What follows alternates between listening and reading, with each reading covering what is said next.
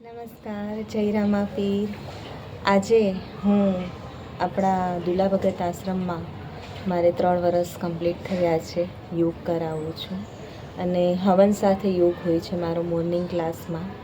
તો તમારા સમક્ષ હું એક સારી વાત રજૂ કરવા માગું છું દરેક દર્શક મિત્રોને કે યોગ દ્વારા આપણે અનેક શરીરના રોગનું નિવારણ પામી શકીએ છીએ. માનસિક રીતે આપણે શાંત રહી શકીએ છીએ અને દરેક બીમારીનું મૂળ જડ મન જ હોય છે. માનસિક રીતે આપણે પ્રિપેર ન હોય, મનમાં અનેક ઉલઝનો હોય, અનેક ટેન્શનો હોય, એના કારણે આપણા શરીરની અંદર રોગ આવી જાય છે. તો હવે એના માટે શું કરવું? આપણે લોકો એવું વિચારતા હોય છે કે આપણે કામ કરીએ છીએ, ઘરકામ કરીએ છીએ, વર્ક કરીએ છીએ. જેન્ટ્સ લોકો વર્કઆઉટ કરતા હશે તો એ બી એનું કામ કરતા હશે, પણ એમાં કોઈ પણ જાતનું તમારું બીમારીનું નિવારણ નથી. મન શાંત નથી થતું તેનાથી તમારું.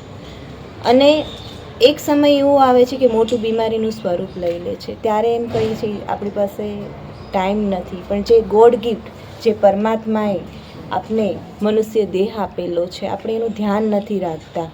અને દરેક લોકોને આપણે એવું જ વિચારીએ છીએ કે મારી પાસે ટાઈમ નથી, પણ એક ટાઈમ એવો આવે છે ને ત્યારે ભગવાન પણ એમ કહે છે કે તમારી પાસે ટાઈમ નથી, જે મેં ગિફ્ટ આપેલી છે એના માટે તમે ટાઈમ કાઢો, તમારી બોડીનું તમે ધ્યાન રાખો, તમારા મનુષ્ય દેહનું ધ્યાન રાખો.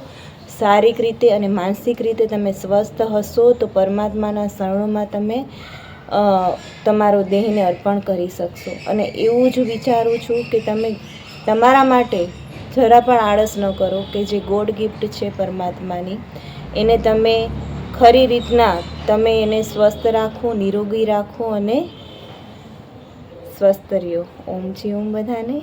જય રામા પીર.